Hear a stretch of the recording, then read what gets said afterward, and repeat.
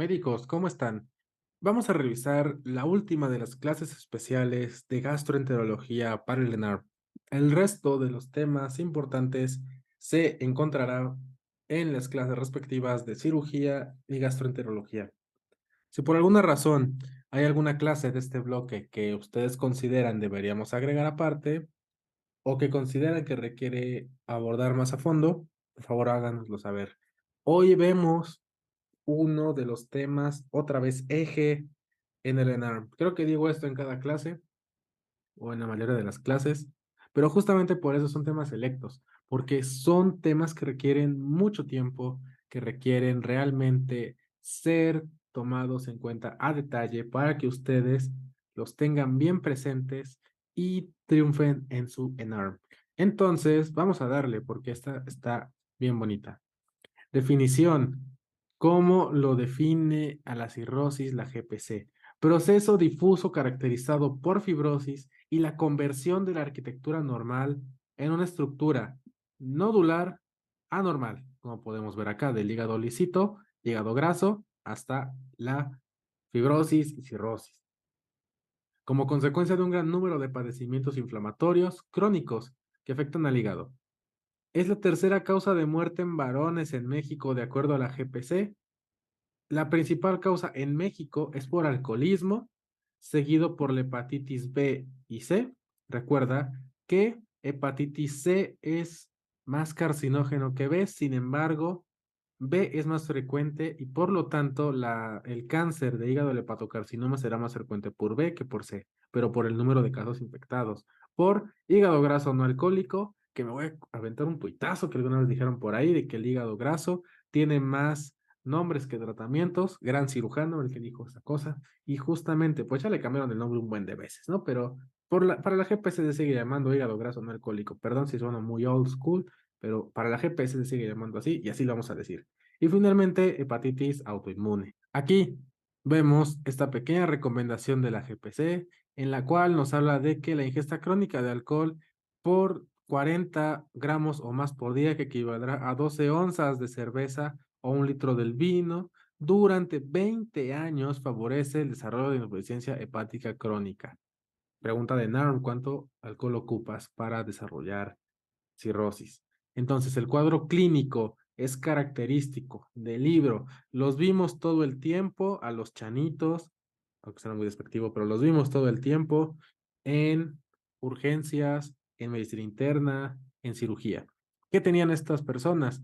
Los signos característicos de la cirrosis, los estigmas hepáticos, ictericia, los ojos amarillos, ascitis, el abombamiento abdominal, producto del agua, asterixis, ese movimiento en clonus de la mano, teortropatía hipertrófica, hedor hepático, ese aliento inconfundible, sui generis, ginecomastia en el caso de los varones, hepatomegalia, eritema palmar, telangiectasias o la cabeza de medusa, esplenomegalia, atrofia testicular y distribución ginecoide del vello en el varón o androide en la mujer.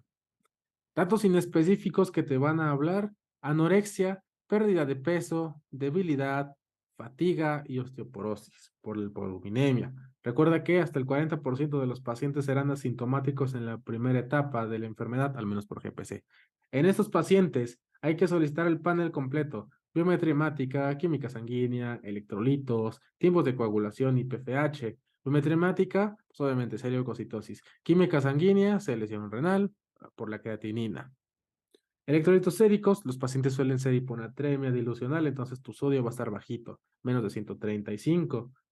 Tiempos de coagulación para ver el TP, el TTP y si el INR no se prolongó ya, que pues ya te habla de enfermedad más grave. Y PFH, ¿no? Si tiene talasaminasemia, si tiene lesión por fractura del patrón colestásico, la fosfatasa alcalina, las proteínas, etcétera. Justamente porque vamos a valorar el cociente TGO sobre TGP o AST sobre LT y también elevación de las bilirrubinas, sobre todo la directa, y la fosfatasa alcalina. Aquí tenemos nuestra recomendación de la GPC. El paciente con insuficiencia hepática crónica y cirrosis hepática debe considerarse un hospedero inmunocomprometido, pregunta en ARM, por lo que presenta mayor incidencia de infecciones. Por ejemplo, hasta un cuarto de ellos tendrán un evento infeccioso al año. Y de las infecciones más comunes, la complicación que revisaremos un poquito más tarde, peritonitis bacteriana espontánea. El diagnóstico, ¿cómo vamos a saber si un paciente tiene o no fibrosis y posteriormente cirrosis? Porque la cirrosis recuerda que es un diagnóstico histopatológico, por eso de hecho aparece hasta el fondo de la laminilla. Lo primero es tener antecedentes. ¿Cuál fue el factor de riesgo del paciente? El paciente bebía mucho alcohol, ya tenemos 20 onzas de cerveza, que son 7 cervezas o 7 botellas de cerveza al día, o 1 litro de vino al día, y clínica sugestiva por los estigmas hepáticos, laboratorios alterados, alteración de las transaminasas, de la fluoratas alcalina, la bilirrubina, los tiempos se prolongan, se pone atrémico, bla, bla, bla. A estos pacientes les vamos a hacer ultrasonido abdominal, donde vamos a poder observar esta imagen, donde vemos un hígado que está disminuido de tamaño y ya no tiene su forma característica, lisita, sino que tiene aquí este patrón que es retículo nodular, como se puede observar acá, más endoscopía. ¿Y la endoscopía para qué? Pues para ver si no tiene varices esofágicas que nos hablen de hipertensión portal. Y finalmente el paso 4, biopsia, donde los hallazgos característicos son nódulos de regeneración y fibrosis. Así es como se diagnostica la cirrosis. Las escalas, tenemos la más importante para el ENARM, por lo menos, que es el Child-Pugh-Turcotte, para el pronóstico de pacientes con cirrosis. No se lo aprendan, por Dios, no tiene caso. Esos son los gastros. ¿Qué si requerimos? Los puntos de corte, como siempre. Siempre, siempre, siempre puntos de corte. Si no se pueden aprender una escala completita, por lo menos los puntos de corte. Esta aplica para el Child-Pugh y aplica para todas las demás. Si consideramos que hay una escala que sí se lo deban aprender, se los haremos saber. Child-Pugh como tal sería una pregunta de altísima dificultad y no tiene caso que te aprendas 15 ítems para un solo acierto, no lo vale. Entonces, lo que sí te tienes que saber, la puntuación. 5 a 6 puntos es un Child-Pugh A, donde la supervivencia al año es del 100% y a los 2 años del 85%. Un Child Pugh de 7 a 9 es una clase B, donde la supervivencia al año es del 81 y a los 2 años del 57. Child Pugh C, cuando presenta de 10 a 15 puntos, una supervivencia al año del 45% y de los 2 años del 35%. La mnemotecnia es batea, pregunta de pase de visita, de urgencias, de interna, de toda la vida, donde esta mnemotecnia nos va a ayudar, donde la B corresponde a bilirrubina, la primera A corresponde a ascitis, la T corresponde a tiempo de protrombina, la E corresponde a encefalopatía y la A corresponde a albúmina. Les repito, consideramos que no es necesario que se la aprendan, puntos de corte y a lo mejor la mnemotecnia de Batea, esa sí valdría mucho la pena.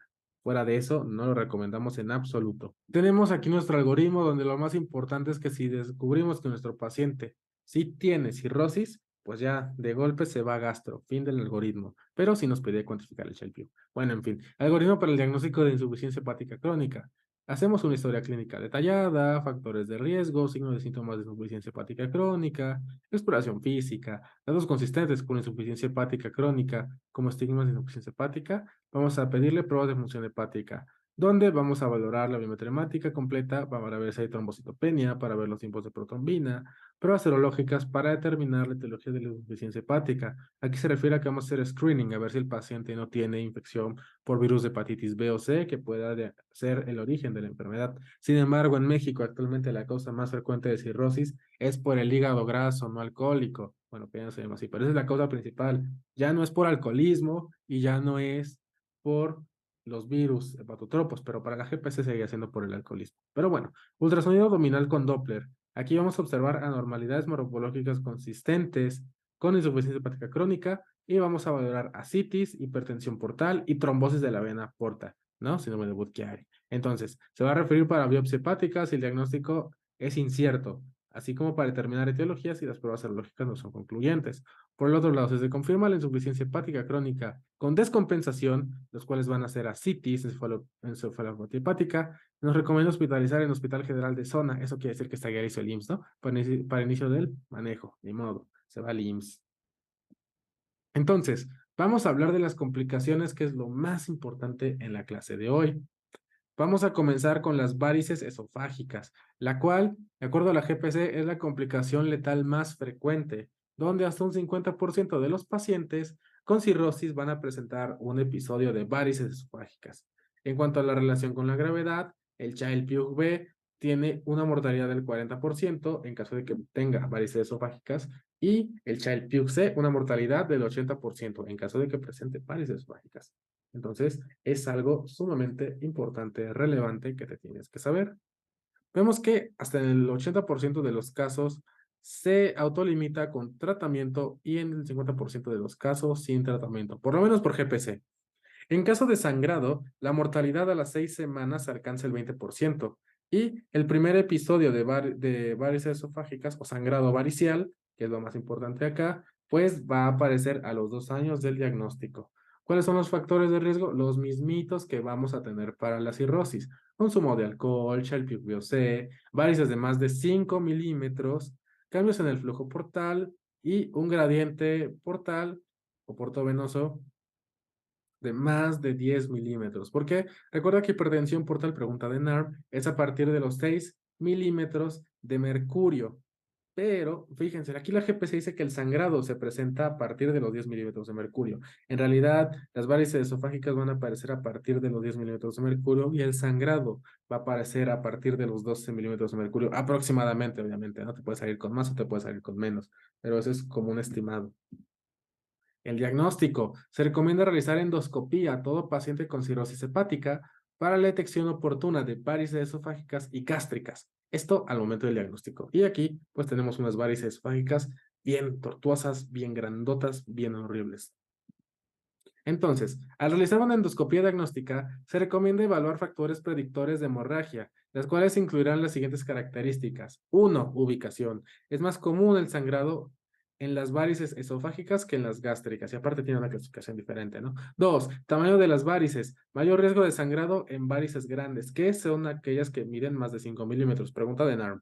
3. Factor de mal pronóstico, presencia de signos rojos o datos inminentes de sangrado, como son estría roja, puntos de fibrina, varice sobre varice, hematoquiste, así como manchas rojo cereza. Estos tienes que saber porque son datos importantes para tu ENARM. Son preguntas potenciales que se han hecho año con año. Ahora, una opción no invasiva de bajo costo para sospechar varices esofágicas en pacientes con hipertensión portal va a ser la asociación de las siguientes. 1.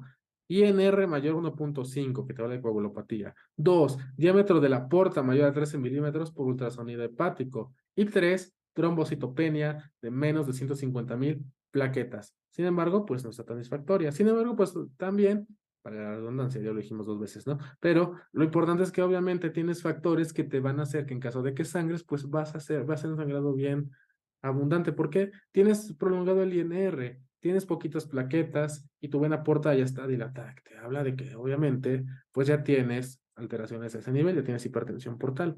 Tratamiento. En caso de sangrado varicial, lo primero es resucitación hídrica y ABC, el mismo del ATLS. Manejo de la vía aérea, vamos a ver después respiración y finalmente circulación, el ABC. Manejo de complicaciones y control hemorrágico. Datos importantes, tus metas, que tienes que asegurar en tu paciente y que te van a preguntar en el ENAR y en tu base de visita de interno, de urgencias. Mantener una presión arterial sistólica de más de 100 milímetros de mercurio es importante.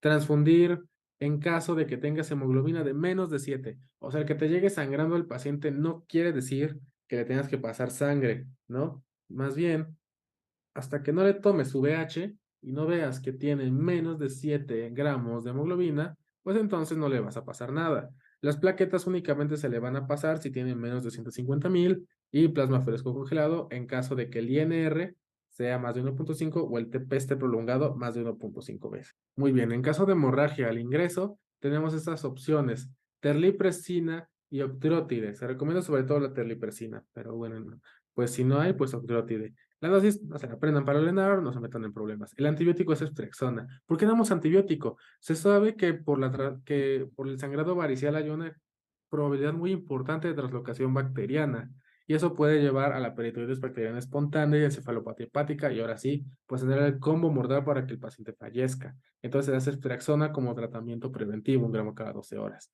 Tratamiento endoscópico en menos de 12 horas. Sin embargo, médicos, no existe la endoscopía de urgencia. Oye, pero está sangrando y si no le hago la y si no le ligamos la varice o no le ponemos algo ahí, pues se va a desangrar. No, médico, para eso es la terlipresina. Este es vasopresor y también tienes el omeprazol en bolo. Eso es lo que va a salvar al paciente. Ya después le haces la endoscopía, pero no existe endoscopía de urgencias. No existe. Entonces, si te preguntan tratamiento de la hemorragia en agudo, soluciones IV, desde ahí. Y si te dicen, ya después que le haces, terlipresina. Y ya en tercer lugar, ahora sí, la endoscopía, donde se puede realizar ligadura de varices o escleroterapia.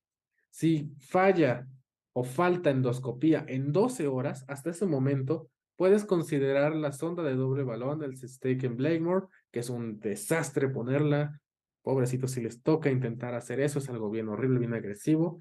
Sí me tocó, pero no lo hagan, por favor. O también colocar sonda de Linton. Y aquí tenemos, ¿no? Una varice siendo ligada bien bonito. Aquí está nuestro algoritmo de la GPC para el sangrado variceal agudo. Manejo inicial, ABC, vía aérea permeable, control de la ventilación, soporte hemodinámico.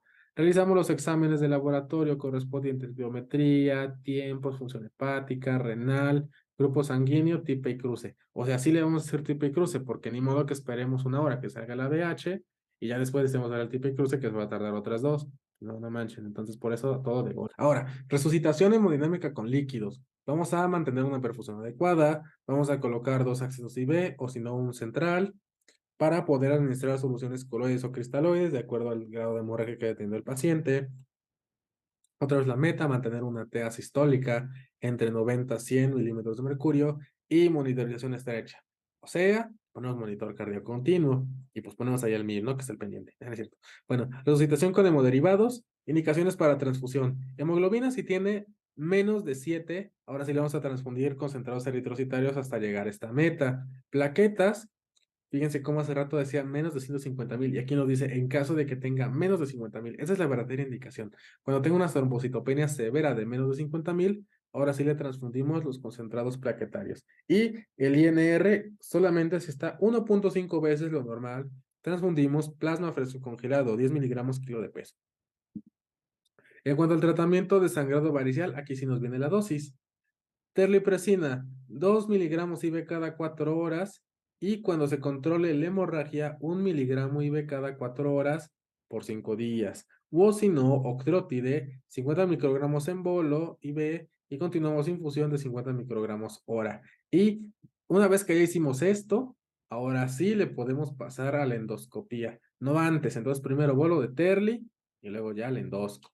Y prevención de complicaciones. Para prevención de infecciones, se fracciona 1 gramo al día IV por 7 días. En caso de neumonía por aspiración, en caso de que presente hematemesis con riesgo de aspiración, considera intubación neurotraqueal.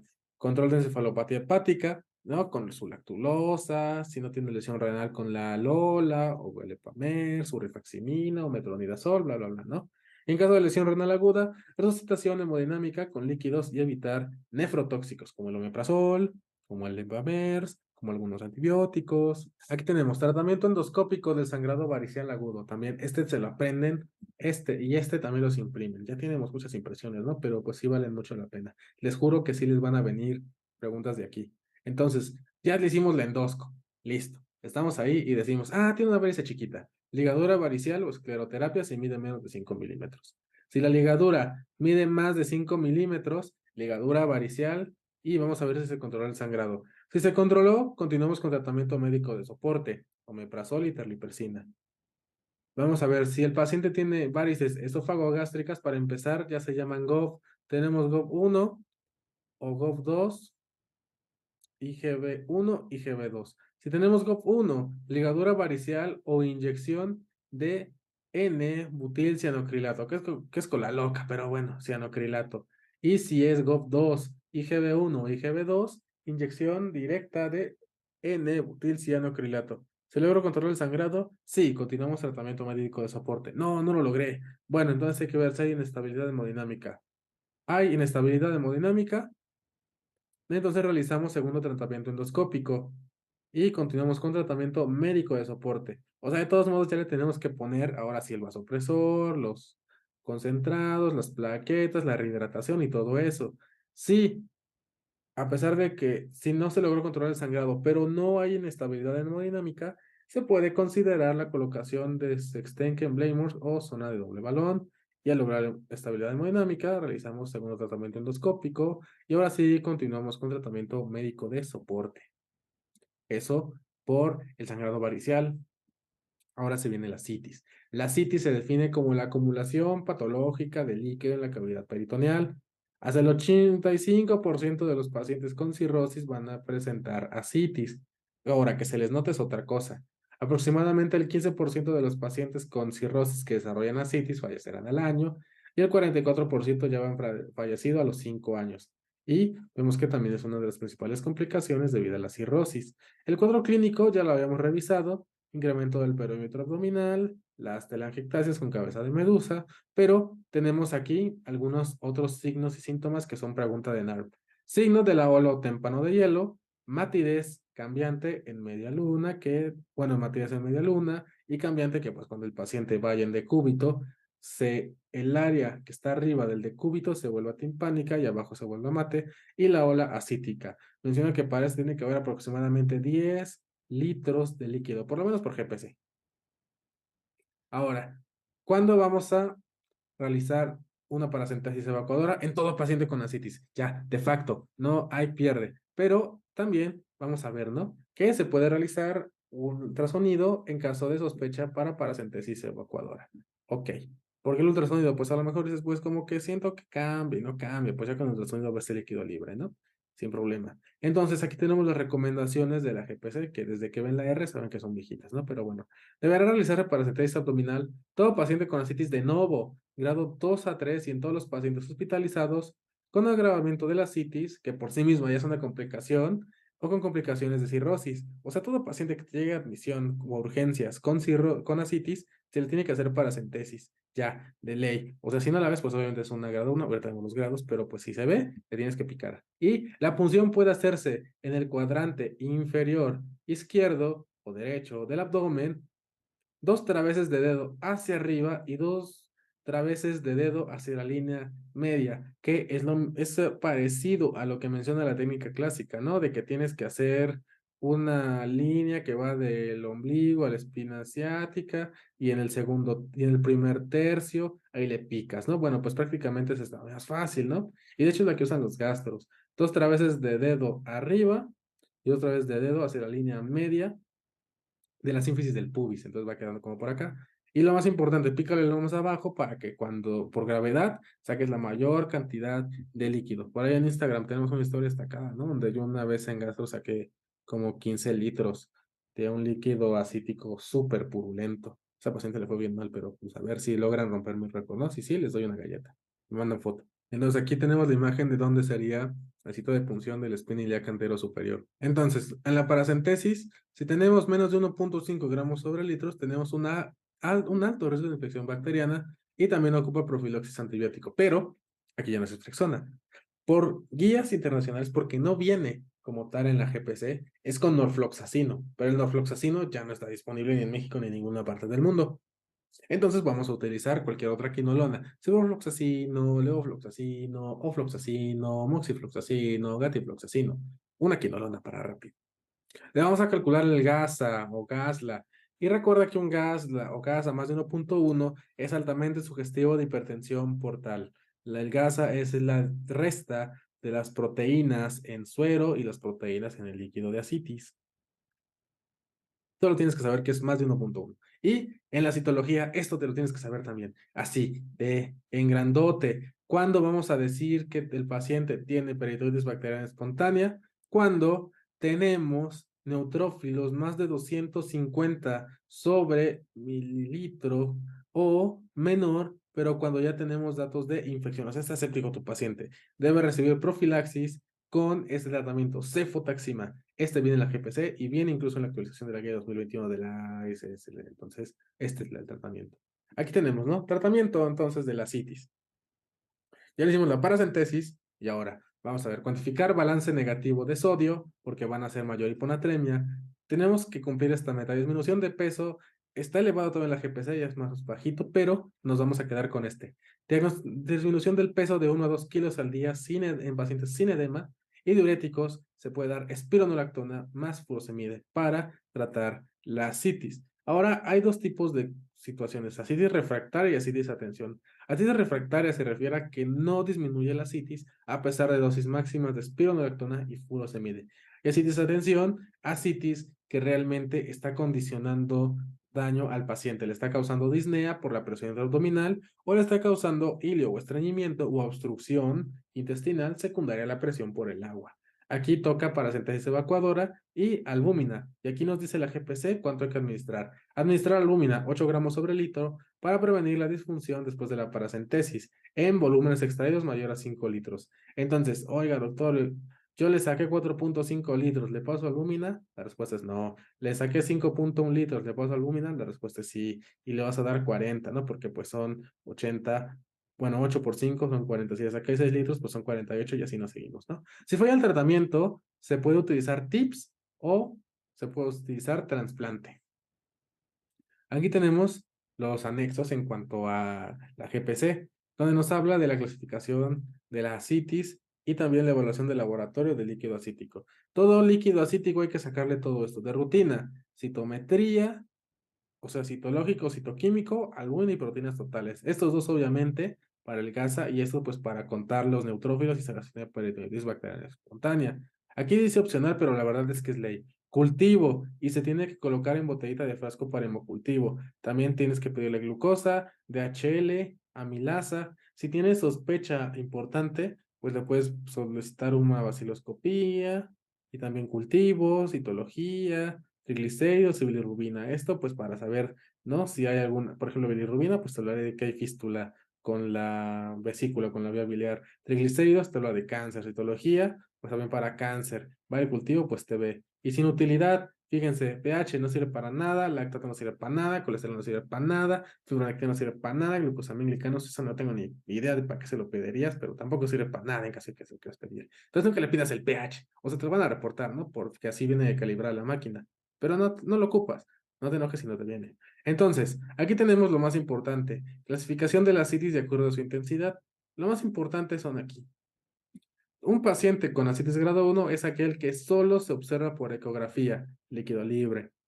Grado 2, aquel que ya presenta malestar abdominal y que se aprecia a simple vista, y es el que tiene la matidez cambiante, el que tiene el signo de la ola y todo eso. Y grado 3, aquel que ya está causando alguna alteración como disnea o que interfiere en forma importante con las actividades diarias del paciente. Tenemos aquí este algoritmo que hay que revisar, como todos los algoritmos de la GPC. Paciente con diagnóstico o sospecha de ascitis debido a cirrosis. Hay que hacer una evaluación clínica y exploración física en sala. Percepción clínica de ascitis, sí, le hacemos una punción peritoneal. Se obtiene líquido por paracentesis, sí, le hacemos el gas a gradiente sérico ascítico de albúmina. Es menor a 1.1, es transudado y es por otra causa. Entonces solicitamos otros estudios fundamentales, ¿no? O sea, a lo mejor tiene una ascitis cardíaca, cosas así.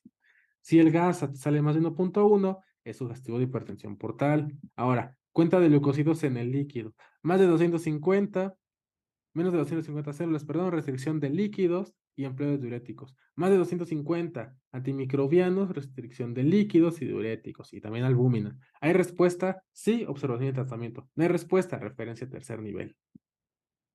Por el otro lado, ¿teníamos percepción clínica de ascitis? No, le pedimos un ultrasonido abdominal. ¿Hay ascitis? No, continuamos tratamiento y control en primer nivel. Si había ascitis, pues paracentesis, ¿no? Pues ascitis de nuevo.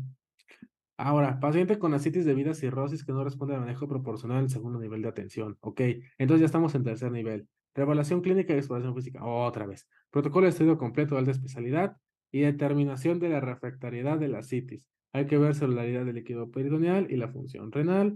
Si el paciente tiene una creatinina de más de 1.5, es un síndrome hepatorrenal. La guía es vieja, ya cambió esto, pero la guía todavía de la GPC te dice que es un síndrome hepatorrenal. Entonces, pues estos ya fueron. Y se le va a realizar paracentesis seriada, derivación o se le puede hacer TIPS o cirugía, antibióticos, diuréticos y valorar el uso de albúmina, octreotida, terlipresina o incluso el trasplante hepático.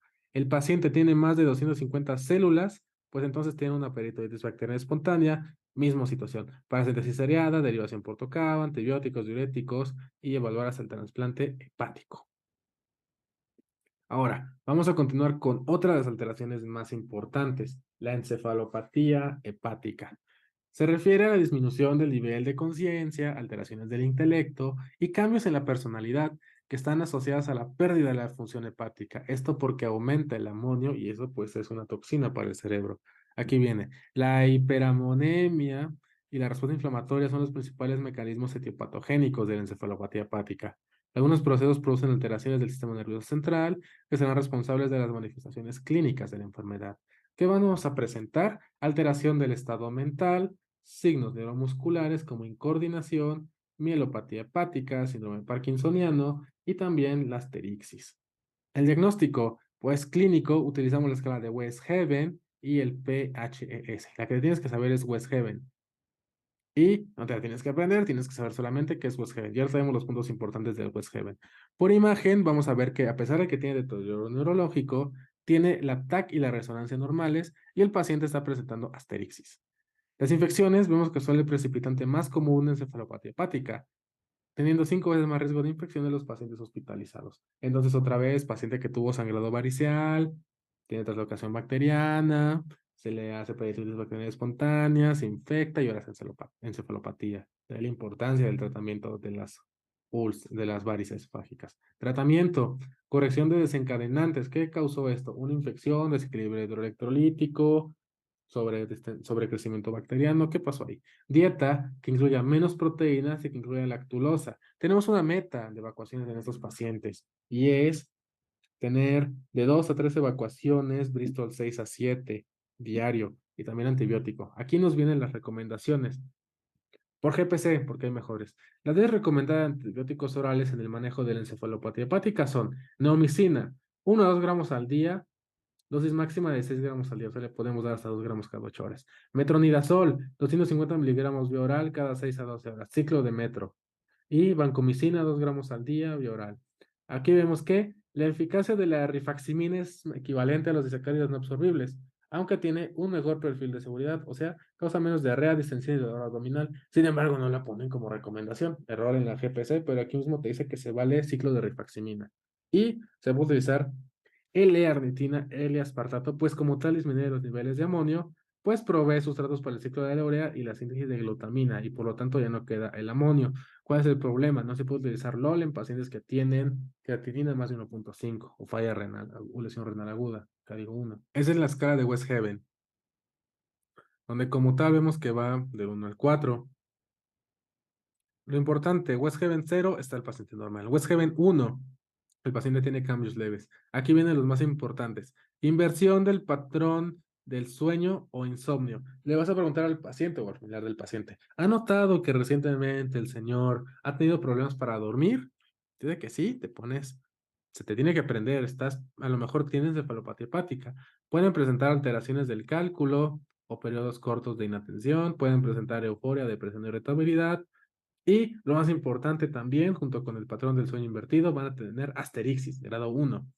West Haven 2, cambios moderados. El paciente ya tiene bradipsiquia, bradilalia, tiene respuesta lenta, puede tener amnesia de eventos recientes y ya puede presentar desorientación en tiempo. O sea, el señor ya no va a saber en qué año estamos, o la señora, ¿no? Pueden tener cambios de personalidad, ansiedad, apatía y comportamiento inapropiado. Datos importantes, asterixis grado 2-3 e hiperreflexia. Esos son los importantes en el West Haven 2. West Haven 3, cambios severos. El paciente ya está somnoliento o confuso, ya está desorientado también en el lugar, ya tiene comportamientos paranoicos y el paciente ya no tiene asterixis, ahora tiene clonus, ya empieza a tener rigidez, que más bien es rueda dentada, puede tener nistagmus y puede tener Babinski. Grado 4, coma. El paciente está estuporoso o inconsciente, ella está en coma o con opistótonos incluso. Ahora vamos a continuar con el síndrome hepatorrenal, que ya cambió, pero la GPC no, entonces vamos a revisar lo que nos decía la GPC. Definición, es una insuficiencia renal asociada a cirrosis hepática y ascitis. Lo más importante, paciente que tiene cirrosis y que tiene creatinina de más de 1.5 por GPC, porque ya cambió, es un síndrome hepatorrenal. La clasificación tipo 1 espontáneo, tipo 2 progresivo.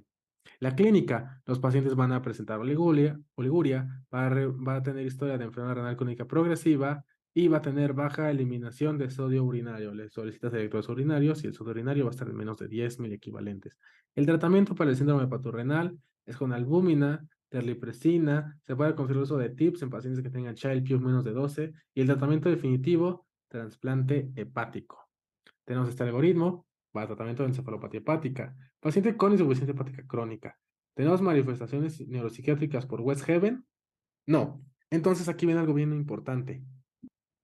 Estudio de la encefalopatía hepática mínima.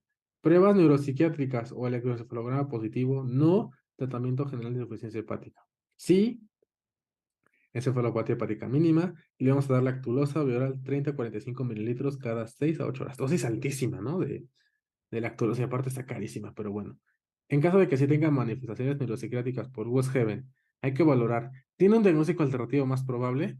Sí, entonces hay que ver si tiene meningitis, si tiene otras encefalopatías metabólicas, a lo mejor es del azúcar nada más, si tiene delirium tremens por alcohol, si tiene algún estado epiléptico. El paciente no tiene un diagnóstico alternativo más probable, entonces sí, a lo mejor es una encefalopatía hepática.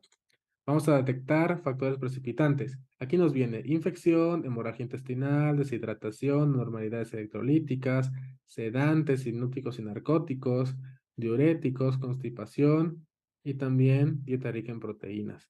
Hay que ver el grado de encefalopatía. El paciente tiene grado 1, 2, lactulosa. Aquí vemos otra vez vía oral, 30 a 45 mililitros cada 6 a 8 horas. De segunda elección, los antibióticos neomicina y metronidazol. Si el paciente tiene encefalopatía hepática grado 3-4, le damos con todo, lactulosa por vía nasogástrica, 30 a 45 ml cada 6 a 8 horas, y aparte enemas de lactulosa 200 gramos o lactulosa 300 mililitros en 700 mililitros en enema de agua. Y también podemos agregar antibiótico. Y listo, médico. Eso es todo en cuanto a la cirrosis en la clase de hoy. Terminamos los temas selectos de gastro. Ahora vamos con los temas selectos de derma. Sí, tenemos temas selectos de derma para que vean que sí les damos chance a ustedes que quieren medicina interna si quieren derivar a la de una. Entonces, muchas gracias por acompañarnos. Nos vemos en una siguiente clase.